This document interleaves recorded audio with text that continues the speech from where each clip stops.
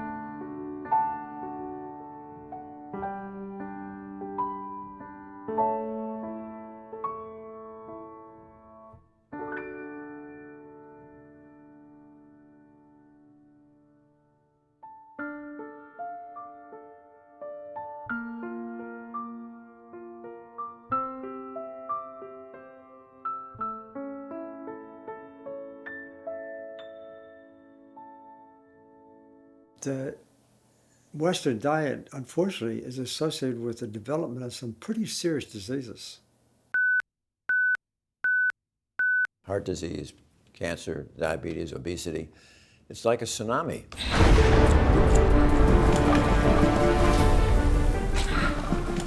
Cardiovascular diseases are the #1 cause of death.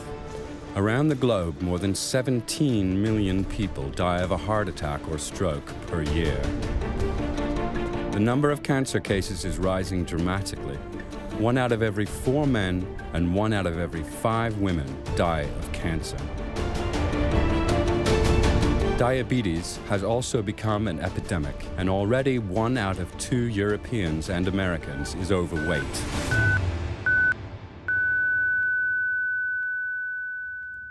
The interesting thing is that all experts would agree that the cause of this tsunami really is our lifestyle.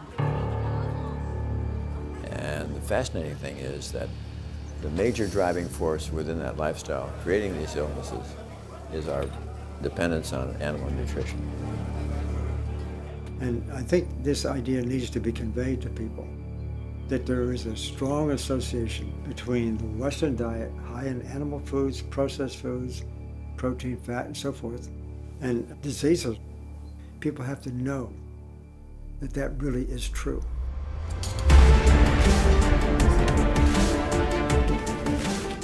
Never before have we been so well informed about nutrition.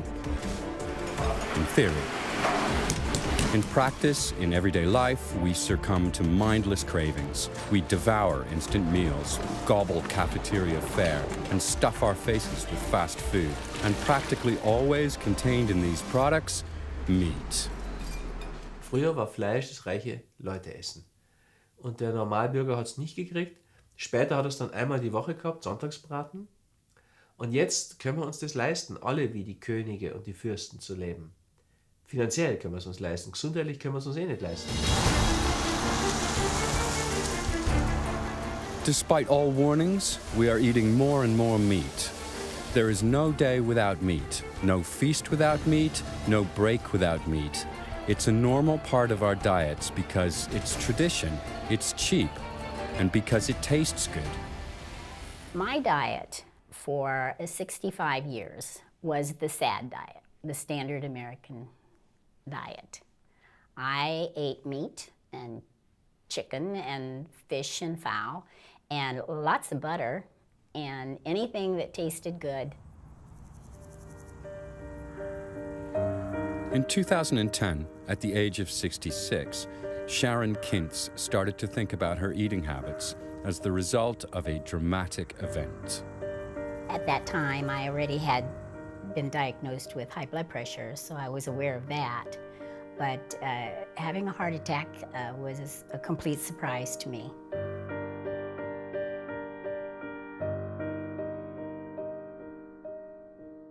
The only symptoms that I had leading up to that was heaviness in my arms, pain in my jaw, and I would be tired, more tired than usual. This health nightmare put Sharon Kintz in the intensive care unit.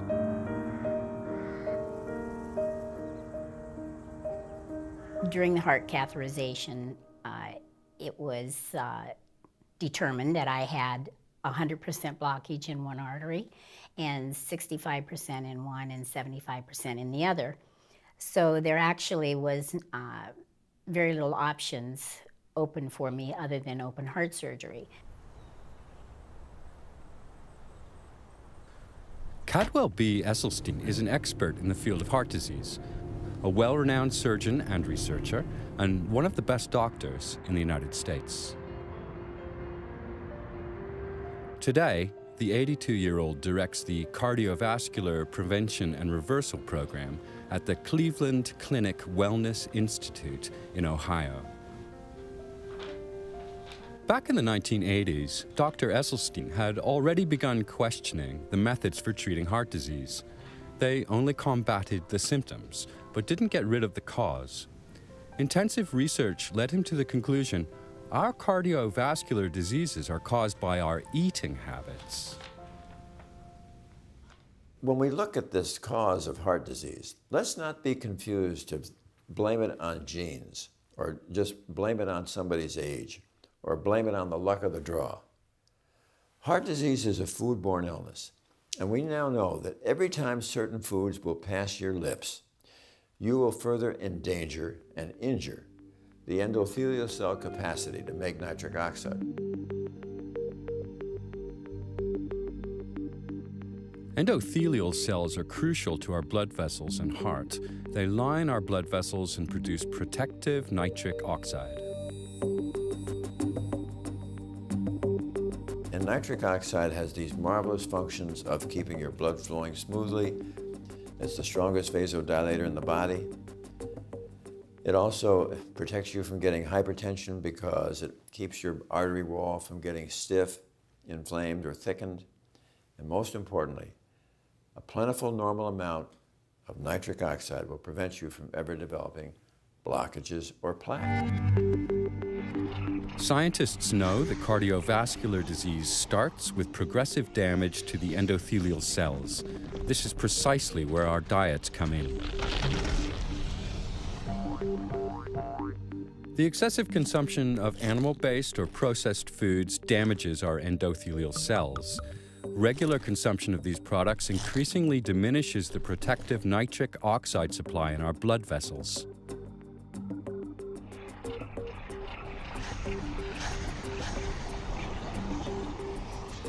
This leads to inflammation and a hardening and narrowing of the blood vessels. These can have life-threatening consequences, like heart attack or stroke, or cause arteriosclerosis.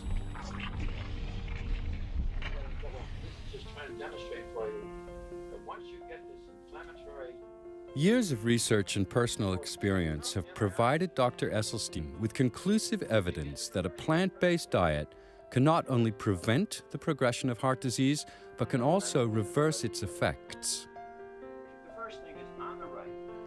Esselstyn has successfully treated hundreds of patients with his program. It consists of a low-fat, purely plant-based diet.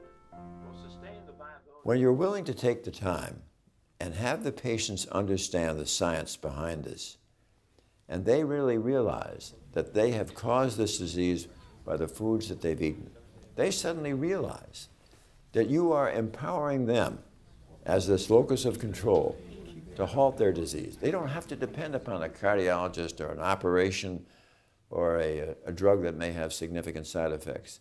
They are being empowered to do this themselves.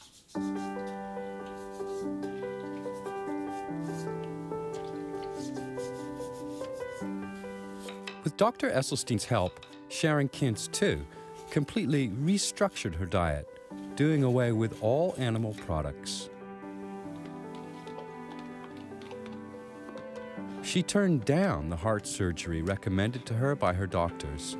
Sharon Kintz decided to use food as medicine.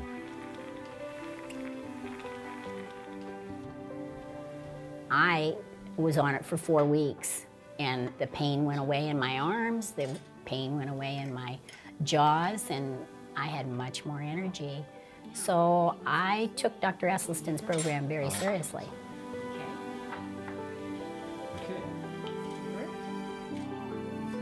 When Sharon Kintz was first diagnosed, she could hardly walk anymore.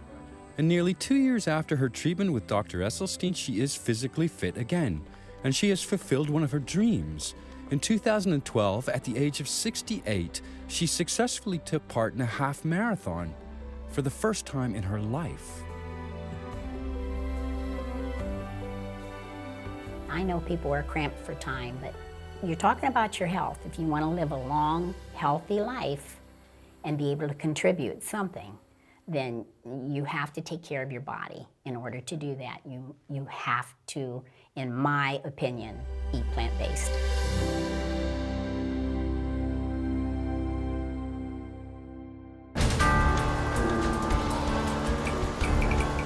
We also consume too much milk. And the availability of dairy products continues to grow. But do these products actually agree with us? After all, nearly 75% of the world's population and 20% of Europeans are lactose intolerant. In other words, unable to properly digest dairy products.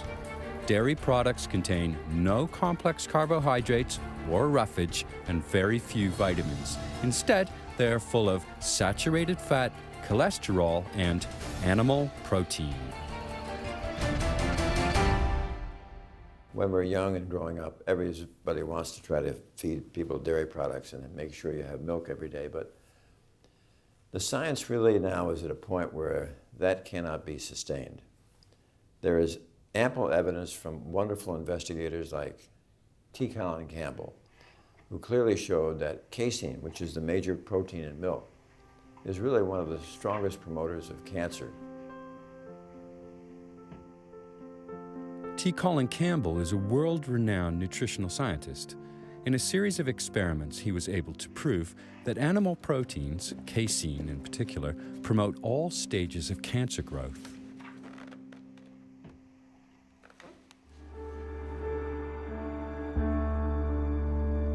In experiments, rats were given carcinogenic substances. Afterwards, half were fed a 5% casein-enriched diet, and the other half 20%. 20% roughly corresponds to the amount consumed in Western diets.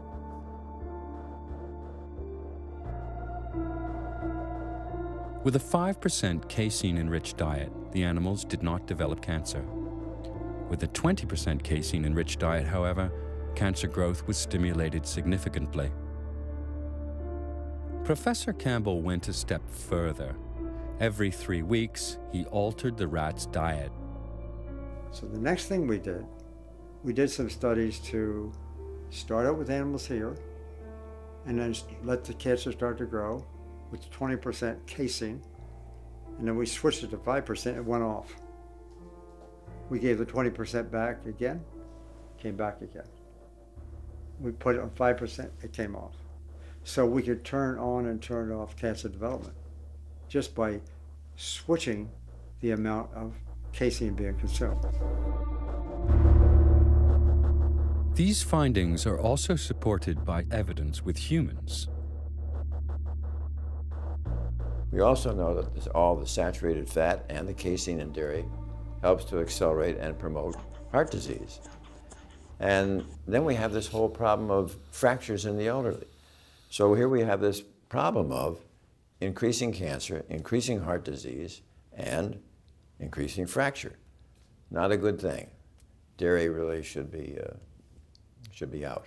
Es wird sehr viel darüber diskutiert, dass wir ohne Milch nicht genügend Kalzium aufnehmen. Kalzium ist wichtig für die Knochenstabilität, soll Osteoporose vorbeugen, aber Untersuchungen von Menschen, die überhaupt keine Milch und keine Milchprodukte verzehren, zeigen, dass dort die Osteoporose-Häufigkeit sehr viel geringer ist als bei uns.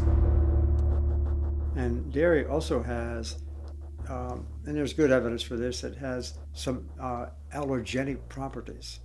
It tends to be associated with allergies, either directly associated or enhancing the allergies coming from another source. And so we see things like, in the case of teenage boys, we get this acne. They get this acne sometimes, this skin problem. A lot of that is due to their consumption of dairy. Stop dairy, goes away. Dairy is associated with migraine headaches. I know of a lot of people, have these migraine headaches. It's kind of an allergy kind of thing, as is acne. That's kind of an allergy kind of thing. You stop that, it goes away. And it's very fast. And I used to say that with great reluctance because I was raised on a dairy farm. I grew up milking cows.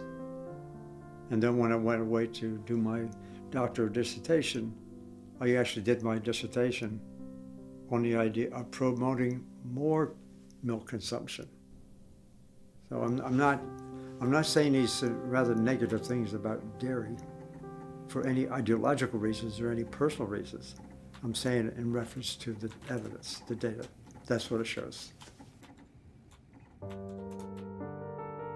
The excessive consumption of animal products, such as meat, fish, dairy products, and eggs, puts a strain on our bodies.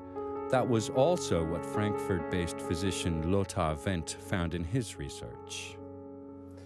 Mein Vater Lothar Wendt hat erstmals 1949 das Konzept der sogenannten Eiweißspeicherkrankheiten formuliert.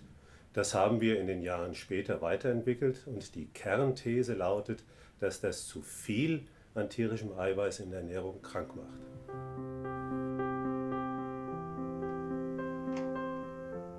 T. Colin Campbell arrived at the same conclusion.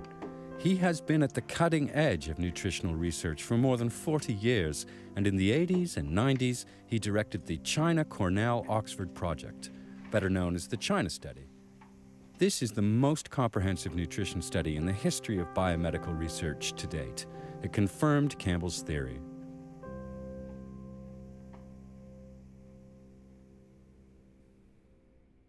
We tend to want to consume protein, which means we want to consume meat, because that supposedly makes us strong. It makes us healthy.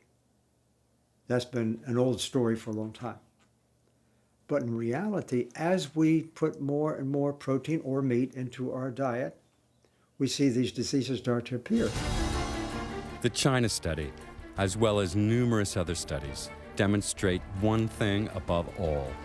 The higher the consumption of animal products, the greater the frequency of heart disease, cancer, diabetes, and countless other chronic diseases. Even small amounts of animal products can have a negative effect on our health.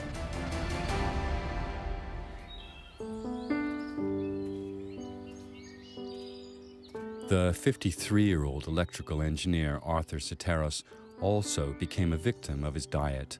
Excessive amounts of meat, fish, and dairy products. The consequences caught up with him. My first health issues started about 20-some years ago. About 20 years ago when I was about 30, 32 years of age. I was diagnosed with type 2 diabetes. About 10 years later, propagated into heart disease. My first encounter with heart disease was at age 42. What I exhibited was just heartburn, turned out to be a blockage.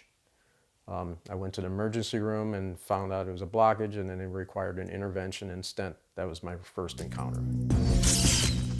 A stent is an implant designed to hold a vessel open. Arthur Soteros needed to have 5 such stents implanted. He repeatedly suffered from chest pain and a narrowing of his blood vessels. Finally, he needed double coronary bypass surgery. So I was assured that about after doing the bypass surgery that I would be free and clear of any heart issues for at least upwards to about 10 years. That happened not to be the case with me. About a year into that, I developed angina again, and what turned out not then to be the vein graft that they used in my bypass surgery had now blocked, which then required another stent, and then a few months later another stent, till the frequency of those stents then became just 2 weeks apart. The quickly returning vessel occlusions baffled the doctors. Soteris left the hospital without hope.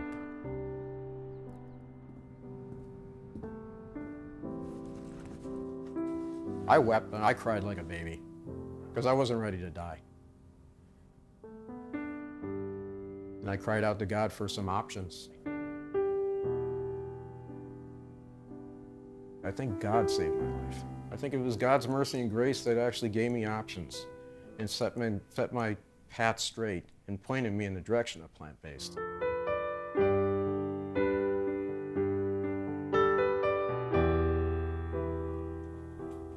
Through a member of his church community, Arthur Soteris learned about Dr. Esselstyn and his nutrition-based therapy. He consulted the doctor, and with his help, he restructured his entire diet.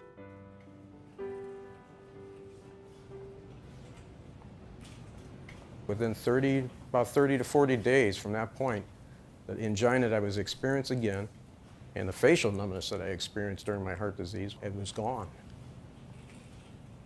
And it was then by following this diet of going plant-based, within about 5 months from that point on, when I was doing a follow-up with my cardiologist and family physician who has been monitoring my diabetes, said that my diabetes was gone.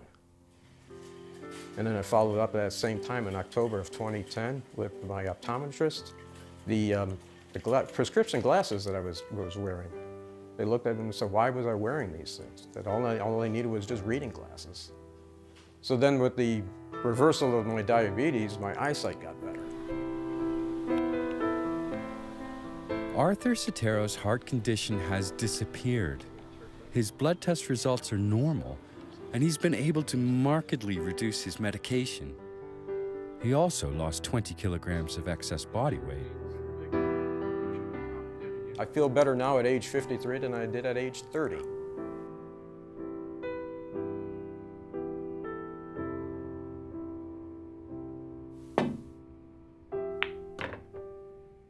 Through the years, I've had lots of students, a lot of colleagues, plenty of money to do all kinds of research. And I found out that what I believed early was wrong. That a diet that's high in animal-based foods is a problem. A diet that's high in processed foods is a problem. Many different ways. The only solution is a whole food plant-based diet. It's that clear. And when people use that, they not only prevent future disease, they actually are able to cure existing disease in people who have a disease.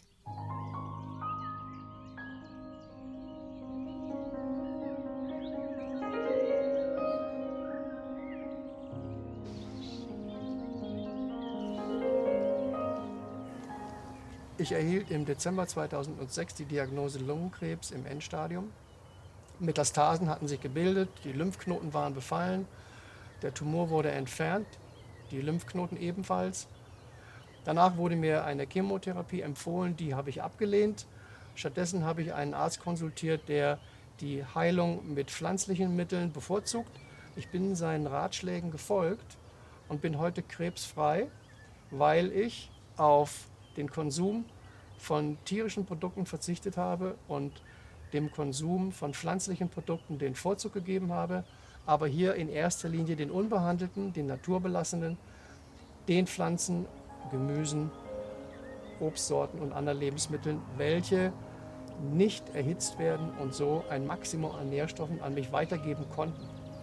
Das ist der Grund, meiner Meinung nach, warum ich heute frei von Krebs bin.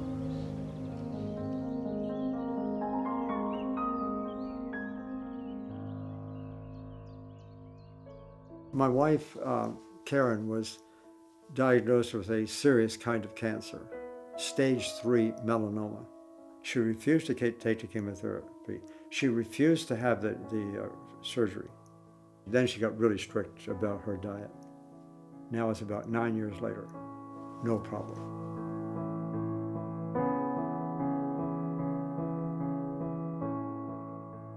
Die pflanzlichen Lebensmittel sind deshalb vorteilhaft, weil sie bestimmte Substanzen enthalten, die wir in tierischen Lebensmitteln überhaupt nicht finden. Zum Beispiel Ballaststoffe oder auch sekundäre Pflanzenstoffe. Wie der Name schon sagt, werden diese Substanzen von den Pflanzen synthetisiert. Und man weiß heute, dass gerade die sekundären Pflanzenstoffe einen erheblichen günstigen Einfluss auf unsere Gesundheit haben. Plant-based foods give us sufficient protein and healthy fats. They are rich in complex carbohydrates and antioxidants, as well as certain vitamins, trace elements, and enzymes. Plant-based foods contain what humans need for a healthy diet. Das Problem ist generell, dass eben auch mit gesundheitsschädlichen Produkten wie Fleisch, Milch und Eiern eben sehr viel Geld verdient wird. Und dass diese Firmen und Konzerne natürlich Profit erwirtschaften wollen, ist klar. Und die wollen auch so viel Produkte wie nur möglich verkaufen. Auf der anderen Seite gibt es keine Interessensgruppe, die Wert darauf legt, die Leute gesund zu erhalten. Wer hat ein finanzielles Interesse daran, dass die Leute gesund bleiben? Keiner. Die Medizinindustrie, die verdient daran, dass sie die Leute therapieren können. Nur an kranken Leuten kann die Medizinindustrie Geld verdienen. Auch die Pharmaindustrie verdient nur an kranken Menschen. We have a big industry that obviously supports the livestock industry and the egg industry and the dairy industry. It's just a huge industry. And unfortunately, they have infiltrated the academic community. They've also infiltrated the government. And I know both because I'm in academia, that's been my entire life. I see what they do. Maybe they bring some money to have some research done. Also in the policy area, I spent about 20 years in national policy development. I was on expert panels for the government. And so we were doing things. And we have committees. And unfortunately, the industry is so powerful that they, in many cases, are controlling who's going to be on the committees. They have too much money for the politicians. Das ist zwar alles legal, aber fair gegenüber dem Verbraucher ist es nicht.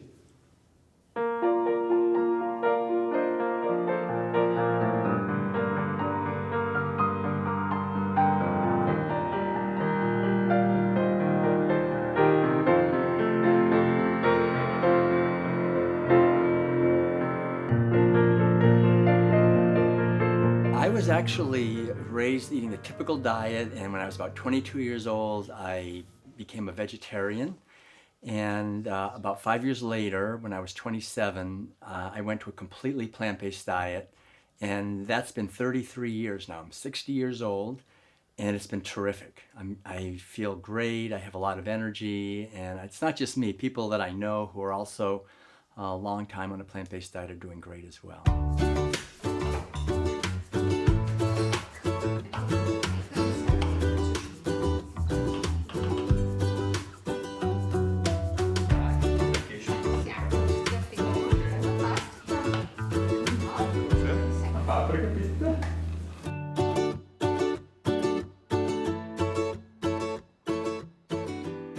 The seismic revolution in health is just not ever going to occur from inventing another pill or a drug.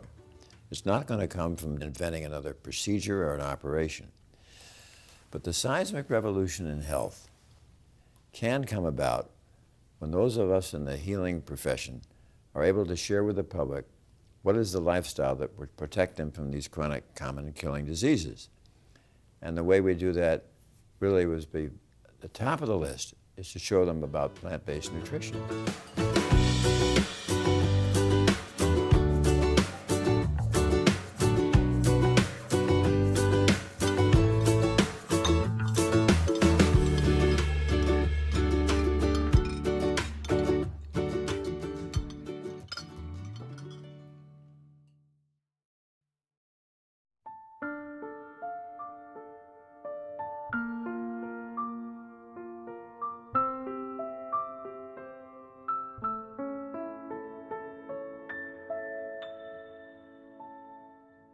Immer mehr Menschen fressen immer mehr Tiere, weil immer mehr Menschen sich Fleisch leisten können.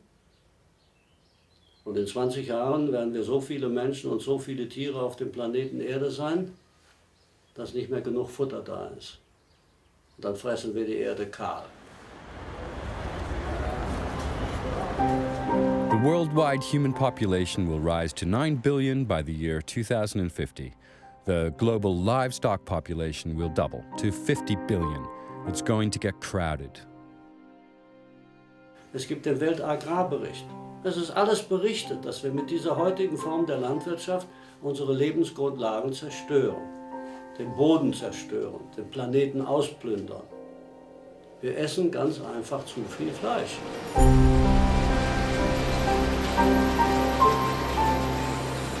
The growing consumption of meat accelerates climate change and species extinction.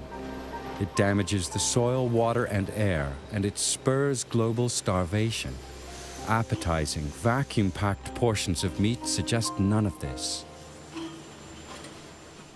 Most of the grain that's being grown on the planet is not going for food for human beings.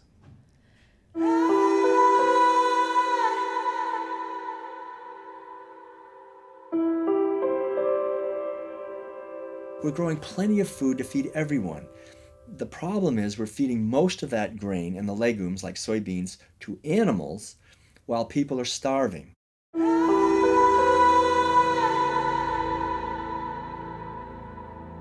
Worldwide, 1.8 billion people are starving. Every 6 seconds, a child dies of malnutrition. That's nearly 15,000 children a day. A sign of poverty, not for the poor, but for the rich. Only 2% of the soya in the United States is being eaten by human beings. About 70% goes for animal feed. About 28% is going for biofuel, diesel made from soya bean. So it's meeting the hunger of profits, not the hunger of people.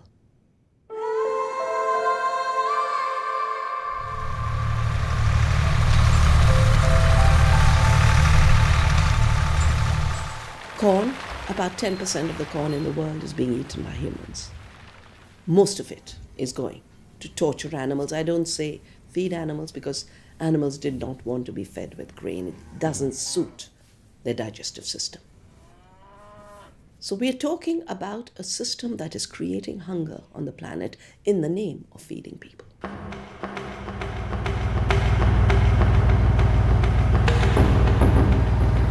Currently, 1 out of every 3 seeds of grain harvested in the world is used as animal feed. However, industrial nations can no longer produce these huge amounts of fodder themselves. Thus, Europe already imports 3/4 of its animal feed, including 35 million tons of soybeans alone, mainly from South America.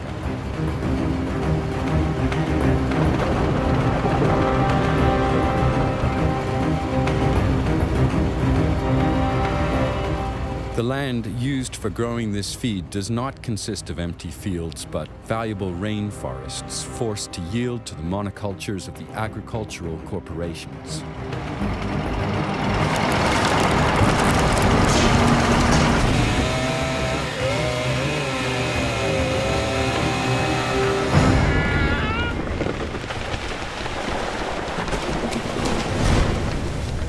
One of the really shocking things about this desire of more and more people to eat more and more meat and to eat it more and more cheaply is the awful effect that it's having on the environment. So whole forest cleared to graze livestock or to grow grain to feed livestock, and it's having a shocking effect on the environment.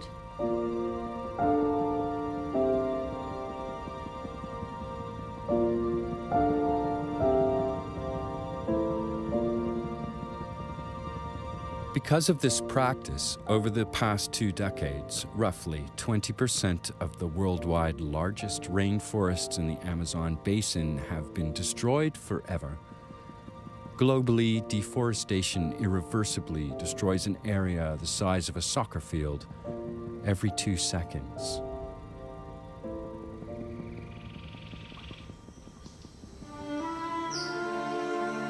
And this, although tropical rainforests are among the Earth's most valuable treasures. Nowhere else is there such a rich diversity of species. Moreover, these forests stabilize the world's climate as enormous reservoirs of carbon dioxide. That makes them more valuable than meat.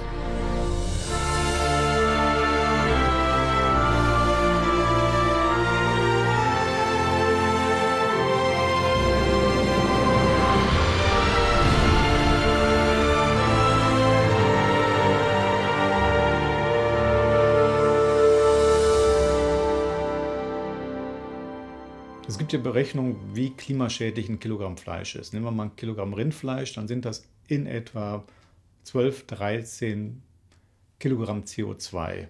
Wenn man das mal umrechnet in Autokilometer, wenn ich einen kleinen Pkw nehme, dann kann ich etwa 100 Kilometer fahren. Das entspricht dem Kilogramm Rindfleisch. Bei Geflügel und Schwein ist es ähnlich. Dort sind es dann 50 Kilometer, die einem Kilogramm Schweinefleisch oder Geflügelfleisch entsprechen. Nimmt man da Gemüse, da landet man bei 600 Gramm. Das sind also dann ein paar Kilometer nur. Da sieht man schon, wie klimaschädlich letztendlich die Tierhaltung ist oder wie klimaschädlich mein Fleischverzehr ist. Also wenn ich was fürs Klima tun will, sollte ich natürlich weniger Auto fahren, aber ich sollte genauso auch weniger Fleisch essen. Among the side effects of the meat and dairy industry is the production of methane gas. It is primarily generated in the stomachs of ruminants like cattle. Experts estimate that methane is 25 times more detrimental to the climate than CO2. An even greater concern than methane is nitrous oxide, which is nearly 300 times more harmful to the climate than CO2. It is released through the use of synthetic fertilizers. These and many other factors make animal agriculture a catalyst for climate change. There are increased reports of a new drought of the century or a new flood of the century, a new storm of the century, or the progressive melting of the glaciers and the poles.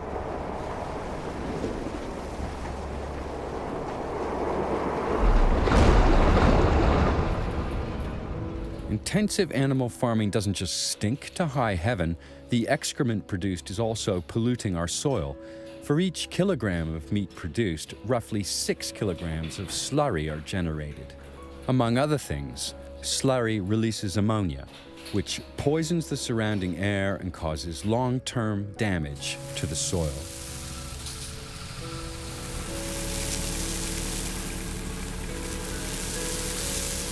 Not only that, slurry and its nitrates also threaten our drinking water, of which we need inordinate amounts to make animal products.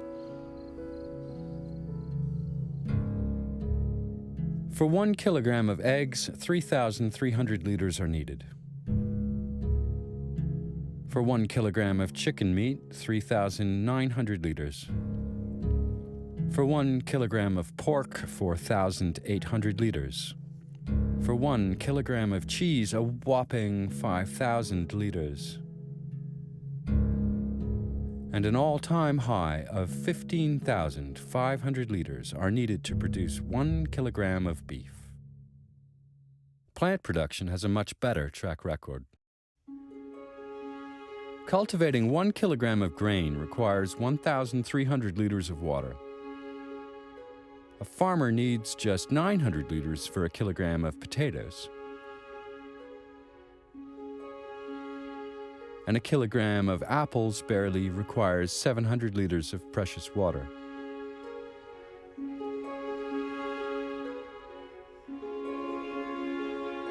This entire meat industry has today become a scandal on the planet. It should not exist in the form in which it exists. To force everyone into destroying the Earth's resources is a crime against the Earth. And it's a crime against our bodies, because our bodies weren't designed for this kind of diet. Altogether, this is a recipe for biological disaster, biodiversity disaster, water disaster, climate disaster, health disaster.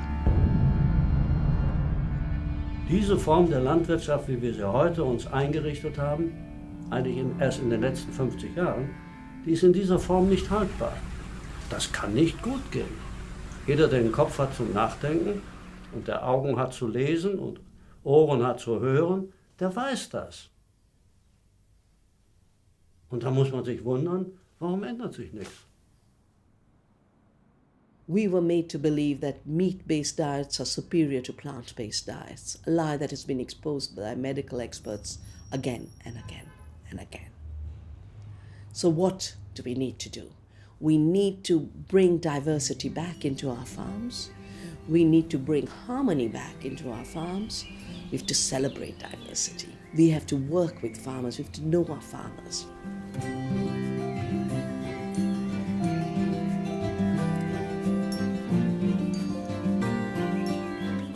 We have to start realizing food is what keeps the world going. Food is the energy of the world.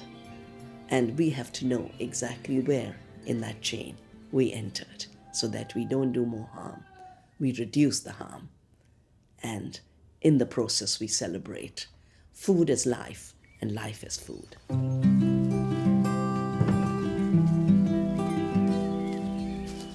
Through its way of life, the Langerhorst family in Upper Austria exemplifies the practice of farming without monocultures and intensive animal husbandry. It's been running a vegan organic farm with mixed cultivation and permaculture for more than 40 years. The family grows vegetables, fruit, berries, and nuts and avoids animal-based and chemical fertilizers, using green manure, plant-based compost, rock flour, mulch, and wood ash.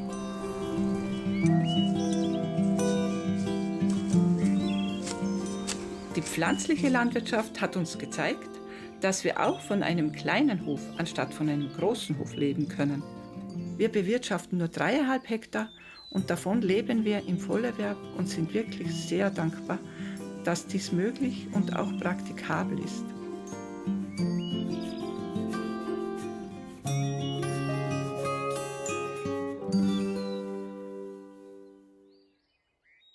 Wenn man sich möglichst umweltbewusst ernähren will, dann sollte man natürlich möglichst viel pflanzliche Kost zu sich nehmen. Regionalität, Saisonalität und natürlich ökologische Produkte bevorzugen. Dann wird eine runde Geschichte draus.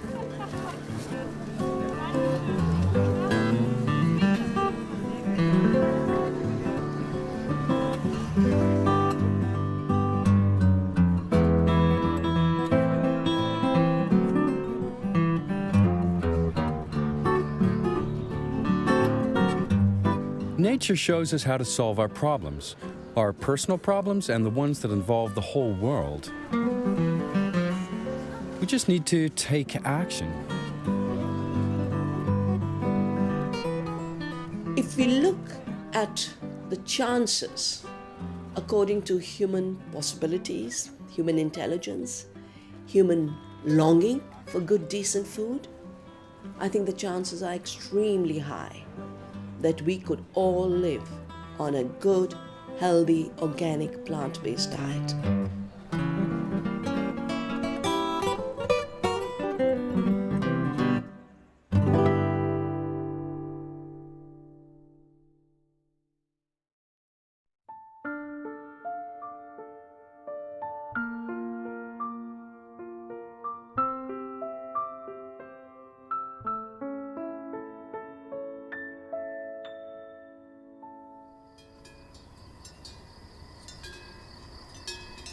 We love the notion of romantic rural life.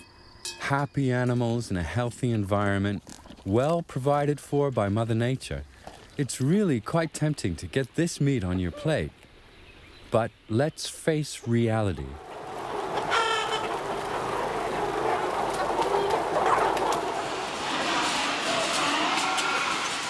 Seinerzeit hat er so ein paar 10 Stickel Viech gehabt, heute haben es Tausende oder Hunderte. Das heißt, dieser Bezug zum Tier ist nicht mehr da.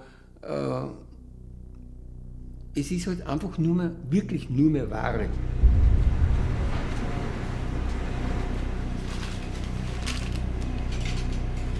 Meat is less expensive today than ever before. a cheap product. About 98% comes from factory farms, where conditions are beyond imagination. Rarely in the past has the term industry smacked of a contempt for life as it does today. In der intensiven agrarindustriellen Haltung werden die Tiere nicht mehr als Individuen gesehen, sondern als bloße Produktionsmittel, gleichsam wie Blechdosen, Autoersatzteile oder lediglich als Gebrauchsartikel mit dem Ziel höchstmöglichen ökonomischen, sprich wirtschaftlichen Gewinns.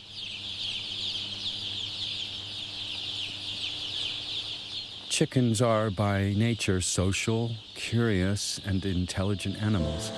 But in the merciless factory farm, their lives are reduced to short and joyless agony. Chicks hatch not in the maternal nest, but in the incubator. As soon as they can stand, they are sorted, vaccinated, packed up, and sent to enormous feedlots.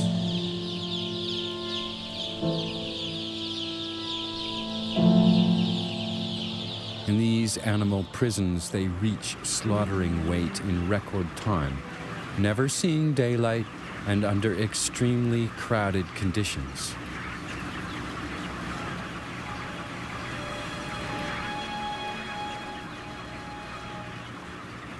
The normal life expectancy of a chicken is 20 years. Broilers only live up to 42 days. During this brief lifespan, they must gain roughly 2 kilograms. No organism can withstand such brutally rapid growth.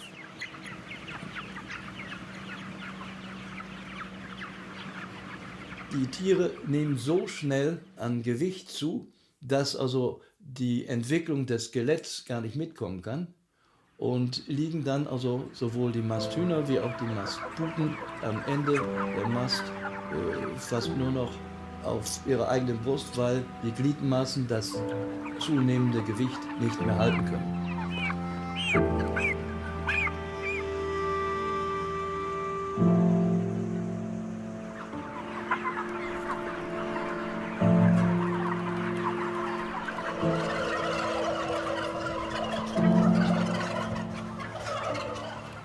Some animals don't survive this abnormal growth. They can't drag themselves to the feed and water troughs. Others die of breeding-induced cardiovascular diseases. They succumb to stress or fall victim to cannibalism.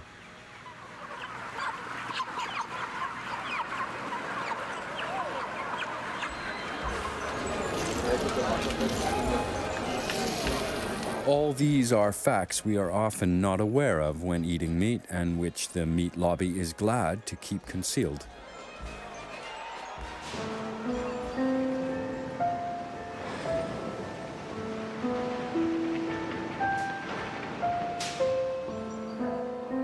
This is a mother sow. This highly intelligent and extremely sensitive animal spends most of its life in crates, in cages hardly any larger than themselves.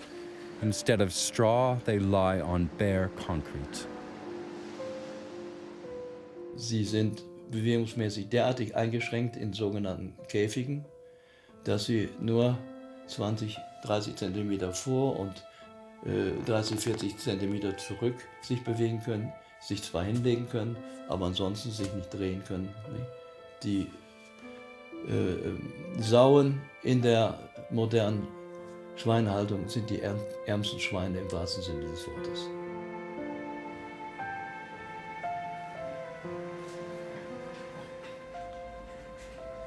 In nature, mother sows build big, soft nests for their offspring. In factory farms, however, this isn't possible. The sows farrow in gestation crates. Confined, they are neither able to protect nor care for their young.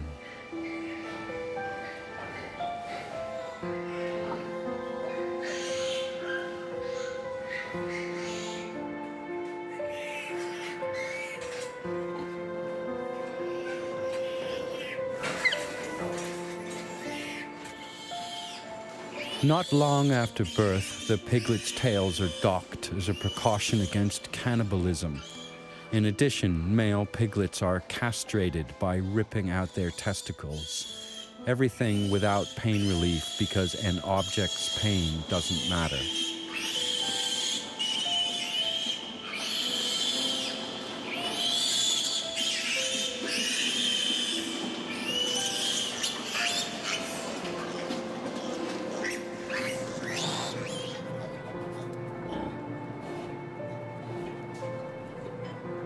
Many animals are born weak, handicapped, or sick.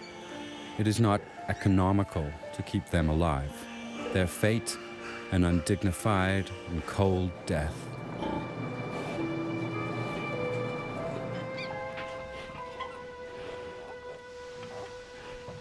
In the agonizing lack of space, the immobilized mother sows sometimes crush their own offspring.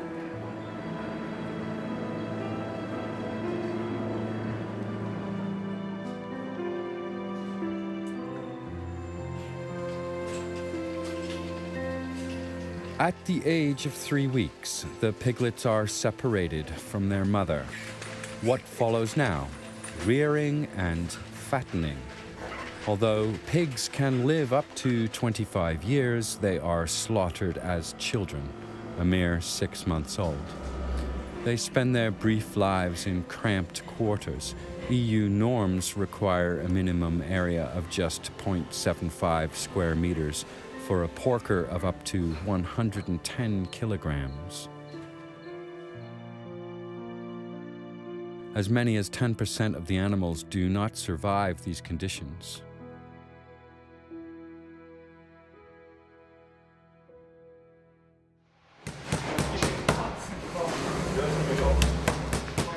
In spite of this, only a few people are willing to do without a pork chop or a schnitzel.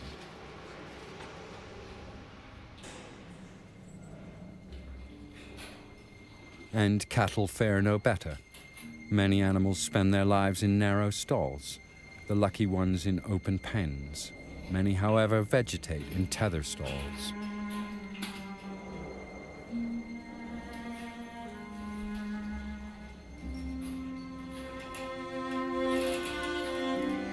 One step forward, one step backward. That is all the freedom of movement they have. A life expectancy of 30 years? That's something industrial age cattle can only dream of.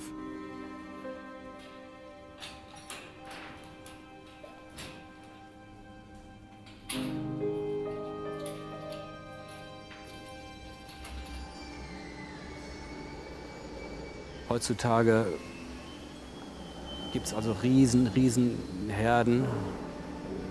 Und die werden immer größer und da merkt kein Mensch mehr, wenn eine Kuh krank ist. Das merkt dann meistens nur noch der Milchroboter, der dann auch feststellt, dass die Milchleistung zurückgeht. Oder die andere Maschine merkt dann, dass das Futter nicht aufgefressen worden ist. Und so wird überhaupt nur noch registriert, dass ein Tier oder mehrere Tiere krank sind.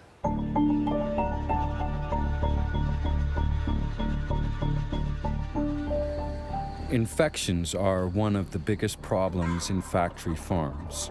The crowded conditions promote the rapid spread of bacteria. Overbreeding, a lack of hygiene, and ignoring natural needs put a huge burden on the health of the animals.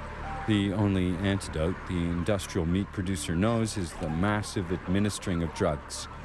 Up to 3/4 of all antibiotics end up in factory farms.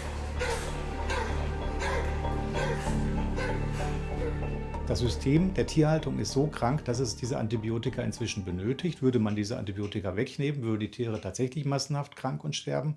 Das heißt, das ganze System ist in sich eigentlich völlig krank. The routine and improper use of antibiotics in factory farms presents a big health risk, not just for the animals. Because more and more bacteria strains are becoming resistant, which renders antibiotics ineffective. If these antibody-resistant bacteria infect humans, we get sick too. But often medication no longer works. Globally, more than 700,000 people die from infections because the bacteria they have consumed has become resistant to antibiotics.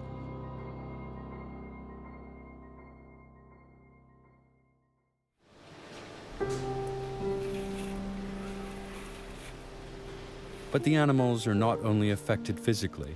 Industrial farming harms them on all levels.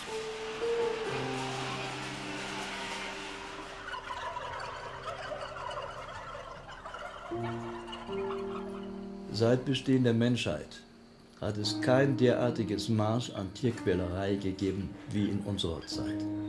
Das gilt sowohl für die Quantität wie auch für die Intensität.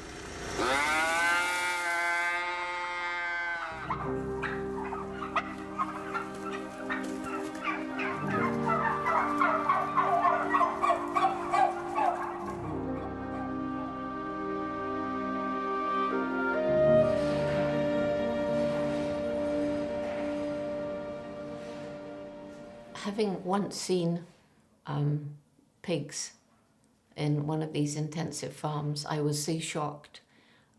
It's unbelievable to me that people could treat animals as though they're just things without feelings.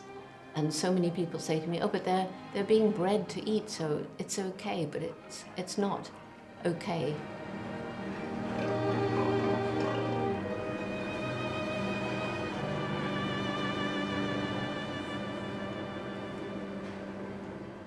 There's a lot of animal abuse in research, in education, in circuses and rodeos and zoos, but factory farming is the worst. If you summed up all the pain that we cause animals, the pain and suffering from industrial food preparation is far greater than all of the pain in any other venue combined.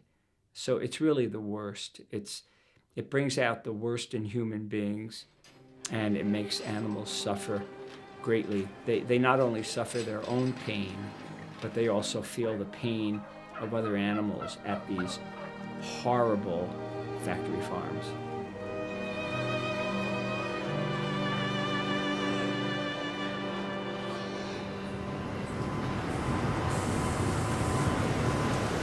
Not only our meat consumption promotes the suffering of animals, but also our growing demand for milk. Cows are forced to achieve higher and higher outputs. In the 60s, a cow produced an annual average of 1,500 liters of milk. Today, that amount has risen to 10,000 and more. I have quite a few vegetarian friends who consume dairy products, and they believe this false idea that dairy products are a benign animal product, that there's no harm connected to milk, because they figure, well, once a cow starts giving milk, she just gives milk. And they don't realize that cows can't give adequate amount of milk for production unless they're pregnant.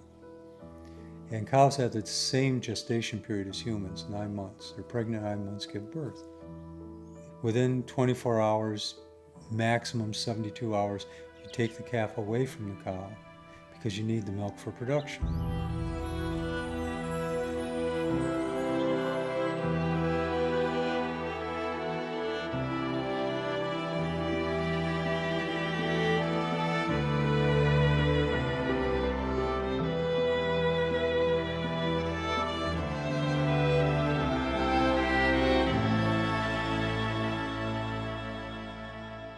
It's a terrible business.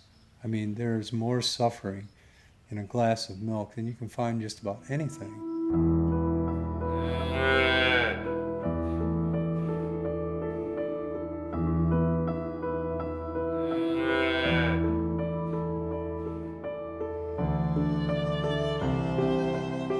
The calves will, bawl and bawl and bawl. The cows will they'll look for them. Cows will often mourn their children for days or weeks.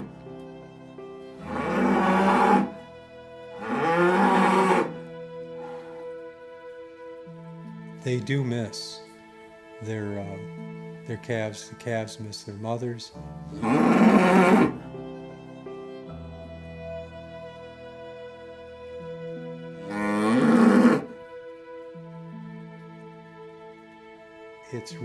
It's a heartbreaking thing to watch.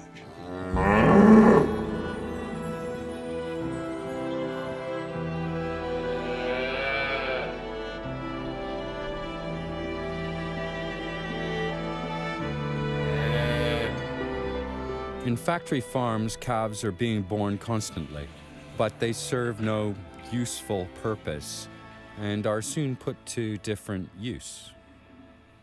Let's say a cow is alive for 4 years. She'll have 4 calves. Just genetic roulette. 2 are going to be male, 2 are going to be female. The 2 males have no use to the dairy industry. They're going to go to auction within a day to 2 or 3 days after birth. You only need 1 female to replace the mom. So 3 out of 4 calves go to slaughter right after they're born.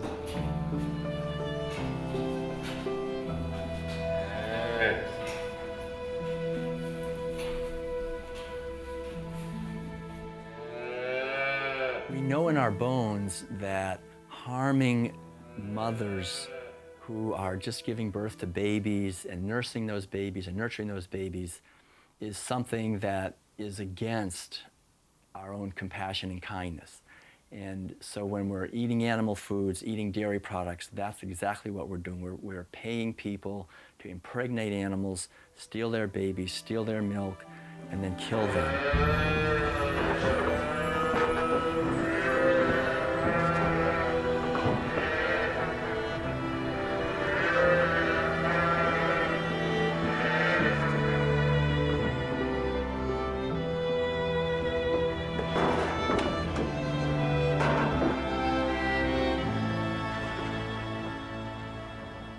I always say to people, especially women, imagine that. Imagine that you was pregnant. You got your breast ready to give milk and somebody took your baby away and then, another animal came and took your milk. It's almost, for human beings, it's almost impossible to imagine. But that's what many animals go through. And some people think, oh, goat's milk is better than cow's milk. Well, the goat is also a living thing. The goat also produces milk, not for human consumption, but for the consumption of a little baby goat. And that's who the milk should go to.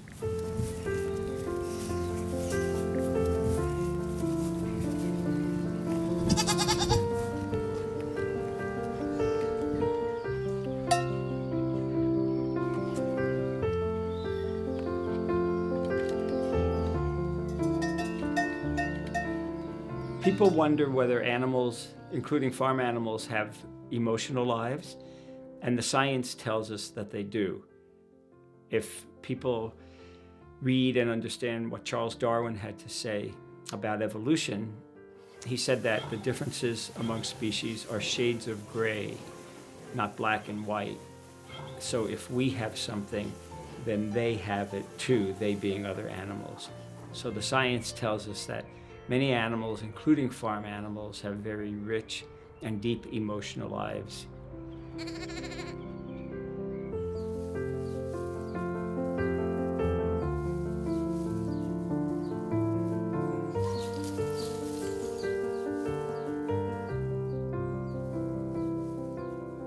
The main thing is that, these farm animals, when you know them as individuals, they're just wonderful. I mean, there's nothing like hearing the whicker of a horse when you come and he's pleased to see you, and the cows chewing the cud and the sweet breath that they have out in the fields, and pigs. Well, pigs are as intelligent as dogs and more intelligent than most. And when I was a little girl, I used to want to have a little troop of pigs and train them and go to a circus. Well, now I know circuses are bad, but when I was a little girl, pigs are amazing, just incredible.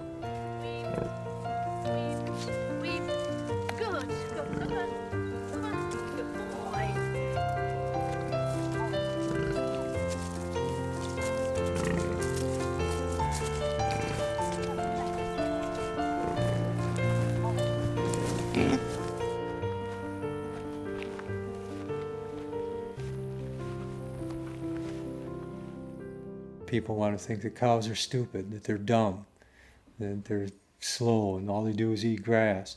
No, they have community, they have social structures, they babysit for each other, they mourn for the loss of loved ones. You know, they're a community just like any human community. They just look different. You know, that's all. It's the only difference. They just look different. We don't speak their language. It's the only difference.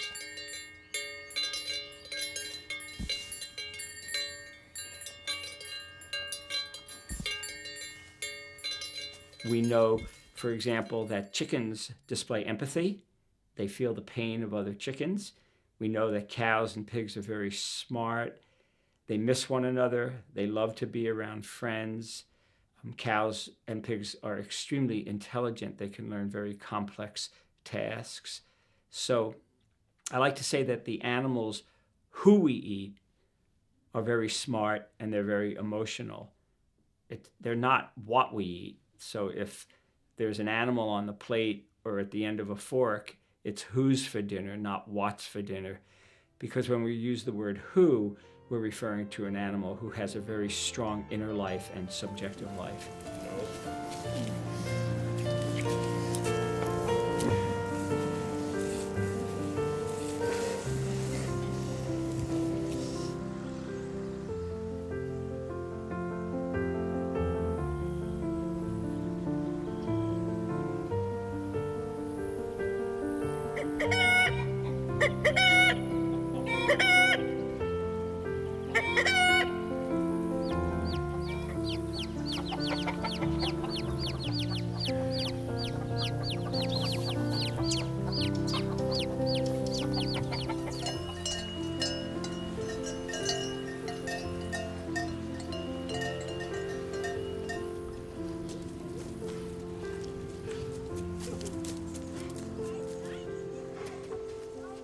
So for example, when pigs and cows and dogs and cats and wolves play, it's very clear that they enjoy themselves, that they're feeling happiness, they're feeling very gleeful, they're feeling a lot of pleasure.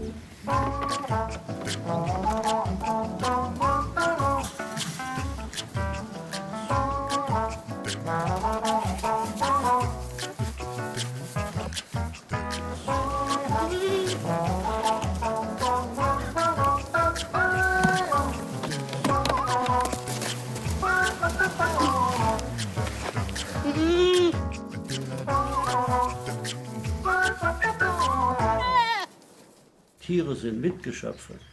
Tiere sind Lebewesen, die Gefühle haben, die es einem zeigen können, wenn es ihnen gut geht. Ich sehe das den Tieren an und sage den Kindern, guck mal, die Tiere können lachen, wenn es ihnen gut geht. Und die Tiere können ihren Kummer zeigen, wenn wir schlecht mit ihnen umgehen.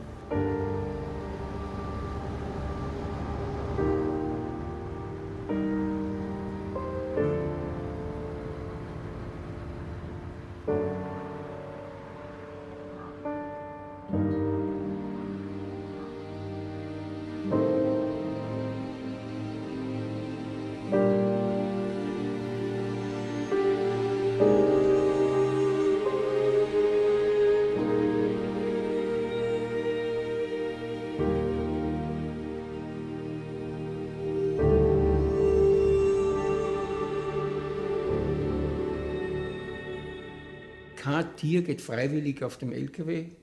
Ist in meiner ganzen Zeit, wo ich Fleischhauer war, nicht einmal passiert. Das heißt, wir haben das Viech immer mit Gewalt aus dem Stall, mit Gewalt auf dem LKW. Dann hat man das zum Schlechter geführt oder in die Metzgerei. Und Sie müssen sich vorstellen, das sind LKWs, da sind heute sind bis 100 Stück oben, auf absolut engstem Raum. Eine Stresssituation, Angstsituation, das erkennt man, entweder dass die Tiere fangen zum Zittern an oder die Augen, die sind so verängstigt einfach. Viehtreiber, Elektroschockgeräte, Knüppel, Schweine werden an den Ohren weggezogen, Bullen werden vor die Hoden getreten, damit sie laufen, Kühe vor den Euter getreten, der Nasenring beim Bullen, falls er einen hat, wenn es schwere Bullen sind, die werden so umgedreht, dass die Nase fast um 180 Grad verdreht ist, damit die Tiere gehen. Und das ist alles mit Schmerz, das ist nicht ohne Schmerz. Mit starken Schmerzen, sage ich mal. Oder das kann man nicht anders machen, es geht nicht, es geht definitiv nicht. Man kann nicht glauben, ich habe halt Massen von Tieren und die bringe ich jetzt mit irgendwelchen guten Zurennen da auf dem LKW auf oder vom Steuer aus oder gar in die Schlachtbank. Das funktioniert nicht. Es ist immer brutal. Es ist immer brutal.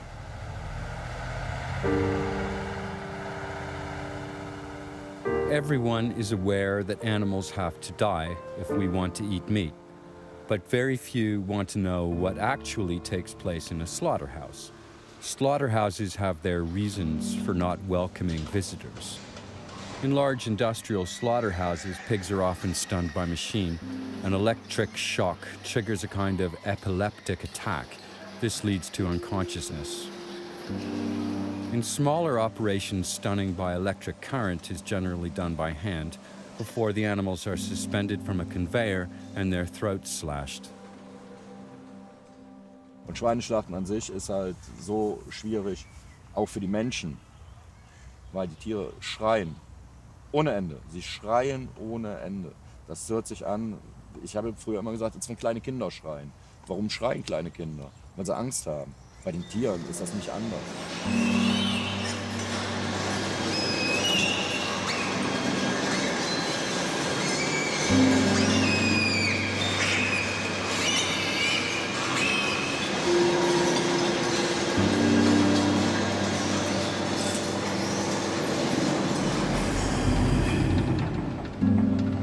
In large meat factories, gas chambers are standard practice.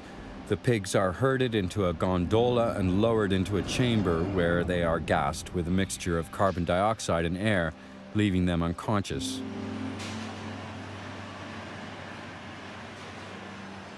Die CO2-Betäubung ist ein relativ billiges Verfahren. Es hat den Vorteil, wie andere Gasbetäubungsverfahren auch, dass mehrere Tiere gleichzeitig betäubt werden können. Man muss also die Gruppe nicht auseinanderreißen. Der deutliche Nachteil des CO2 ist allerdings, dass die Tiere doch ein Erstickungsgefühl über doch einen ganz erheblichen Zeitraum haben, von 15 bis 20 Sekunden. Also ein Gefühl der deutlichen Atemnot. Die Tiere streben oft nach oben, man hört Lautäußerungen, sie schreien.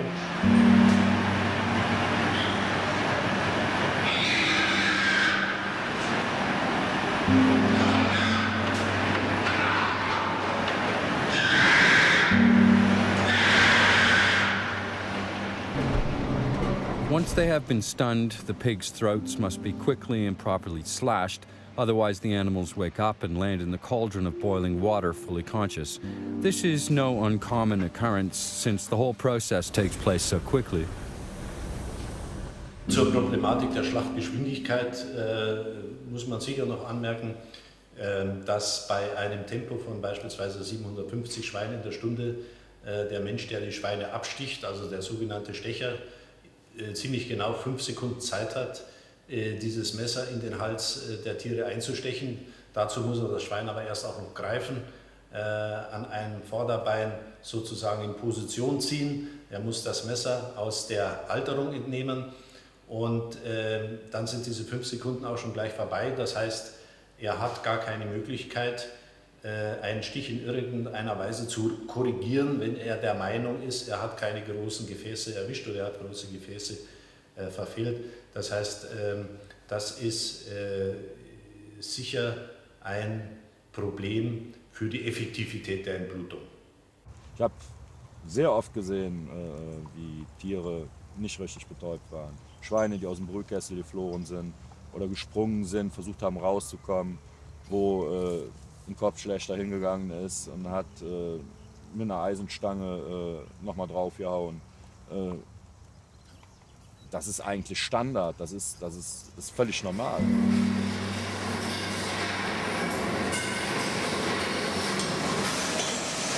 All pigs can meet this fate. Animals from organic farms are no exception.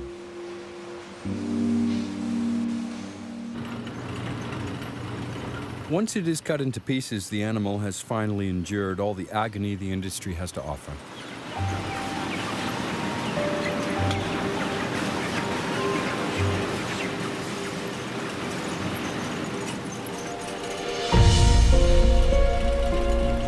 Chickens are processed fully automatically and at a high speed. On average, 10,000 animals per hour can be stunned, killed, cleaned, and cut into parts in a modern slaughterhouse. Europe's largest poultry slaughterhouse is in Germany. It can handle up to 27,000 animals an hour. That's 432,000 chickens a day.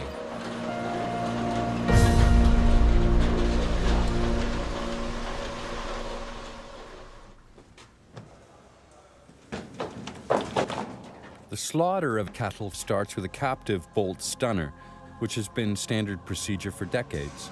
The animals are driven along a chute into a narrow box. Not every animal goes to its death willingly.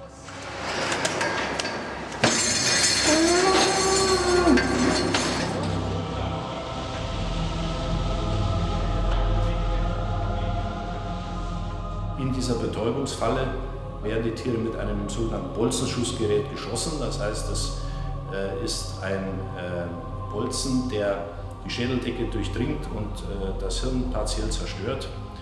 Und die Tiere brechen dann in der Regel sofort zusammen und sind also in Sekundenbruchteilen bewusstlos.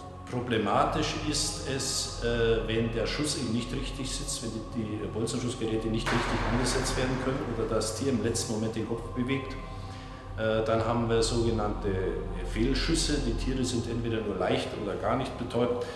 Und das ist vom Tierschutz her natürlich kritisch, weil dann der zweite Schuss, der dann erfolgen muss, meistens auch nicht mehr richtig wirkt, weil die Schädelkapsel schon eröffnet ist und diese Druckwirkung, die beim ersten Schuss da ist, beim zweiten Schuss eben nicht mehr da ist, sodass ich dann tatsächlich Probleme kriegen kann, das Tier effektiv zu betäuben.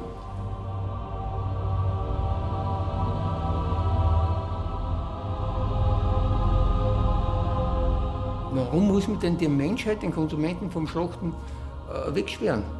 Und es so richtig wäre. Warum denn? Bei keiner Käseproduktion muss er wegschauen. Bei jedem Bäcker gibt es halt Schaubäckereien. Aber eine Schauschlechterei gibt es im ganzen Land nicht. Also da hatten wahrscheinlich alle Zuschauer reihenweise umfallen. Weil es so brutal ist. Weil es einfach Gewalt ist.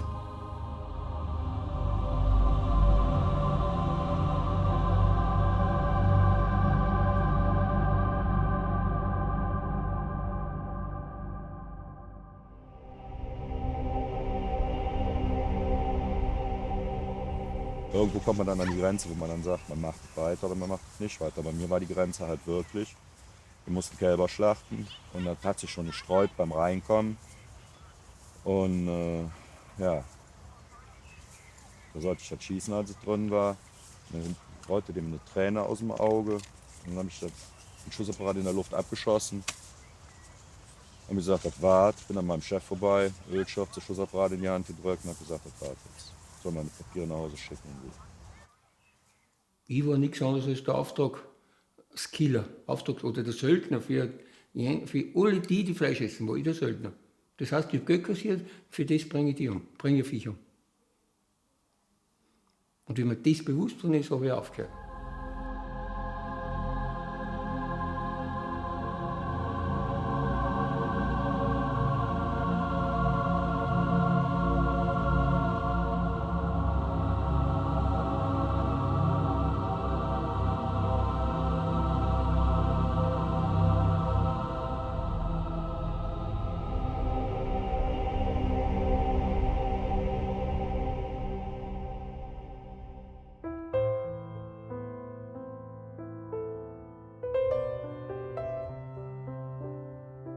Humans are creatures with many contradictions. What is especially paradoxical is our relationship to animals. We can adore a pet, and at the same time, we let other animals be killed without the slightest compassion. Dr. Melanie Joy calls this phenomena carnism. Carnism teaches us to place animals in categories in our minds. Some animals we love. Dogs and cats are our companions, our family members, our friends, for instance. Other animals we eat. Carnism teaches us to see animals as objects. So we learn to refer to the turkey on our plate as something rather than someone. And carnism teaches us to see animals as abstractions, as lacking in any individuality or personality of their own, and instead simply as abstract members of a group about which we've made generalized assumptions. A pig is a pig, and all pigs are the same. Carnism, says Dr. Joy, is a belief system intended to prevent us from recognizing the violence and cruelty of the system behind eating animals. We suppress and deny. We ignore our head and our heart when it comes to animals that we classify as edible. Choosing one animal to eat and one animal to be a pet is just, some people call it speciesism. It's just it's a kind of racism. It's a kind of favoritism. And it's a kind of just following a particular culture. Now, what we have to do is we have to build a culture and traditions based upon compassion.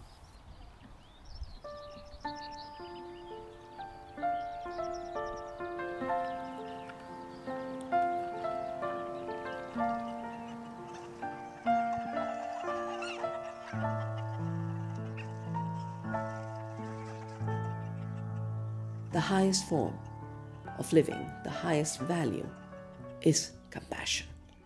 And when there is compassion, we maximize well-being. After all, the word wealth comes from well-being. It did not mean money in the hands of a few. It meant well-being shared across life spectrum.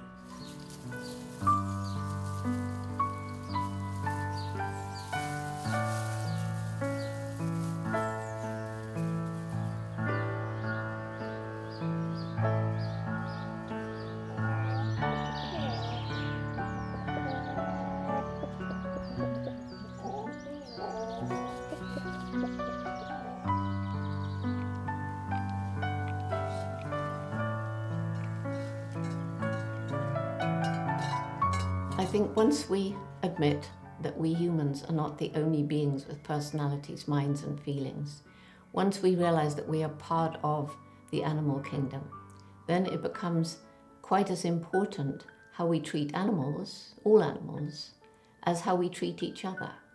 And so only when we show respect and consideration and concern for other living beings can we imagine a world that's more peaceful than the one today.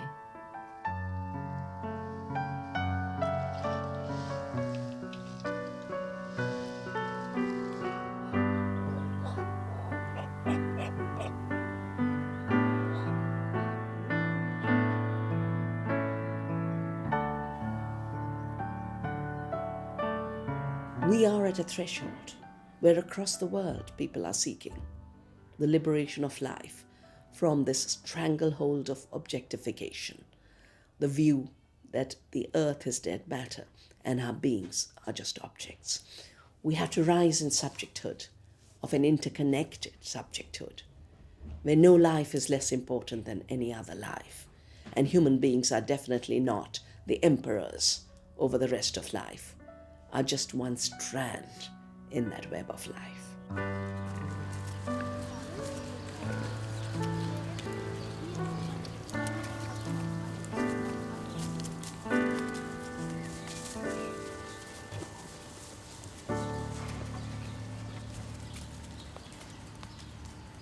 I think the reason that so many people don't change their behavior is because they feel, what's the use? I'm just one person, so what I do actually can't make any difference.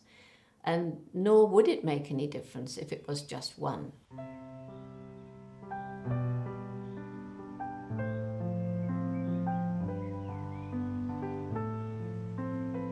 But more and more and more people are coming to understand what the problems are and what they ought to be doing.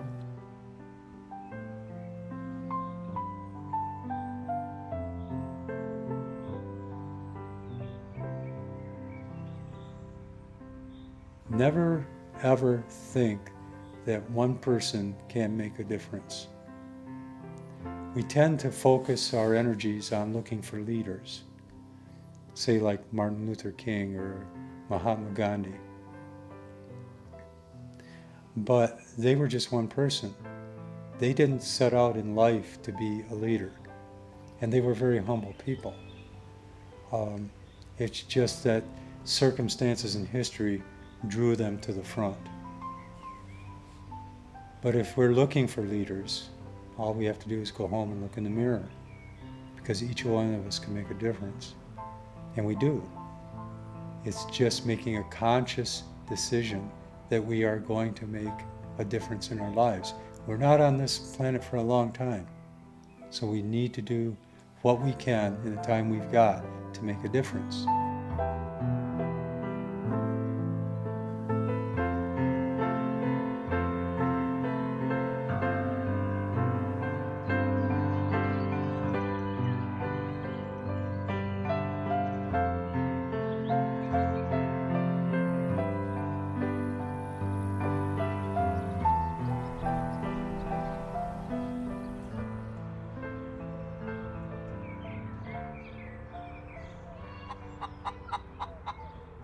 Für mich war es immer wichtig zu betonen, dass wir als Erwachsene alle Vorbilder sind.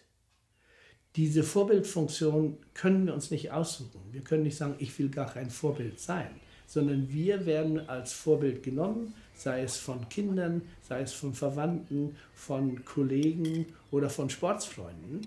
Und ich glaube, diese Tatsache, dass wir als Vorbild genommen werden, sollte uns dazu motivieren, dass wir uns auch vorbildlich verhalten.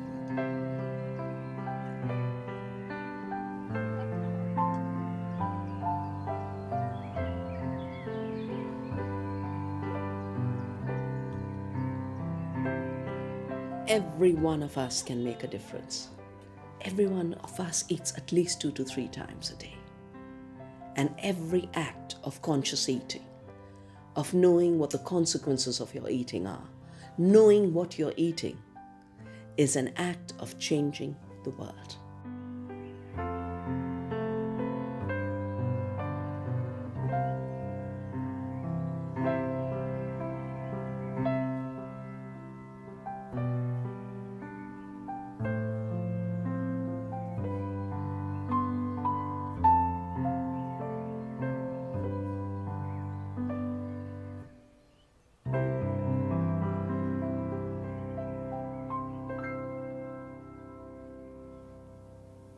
I think the most important message that I have is to remember that you, and I'm speaking to you watching this film, you make a difference. You as an individual make a difference. What you do each day actually is affecting what's going on in the world each day. So your life matters, you matter, and use your life wisely.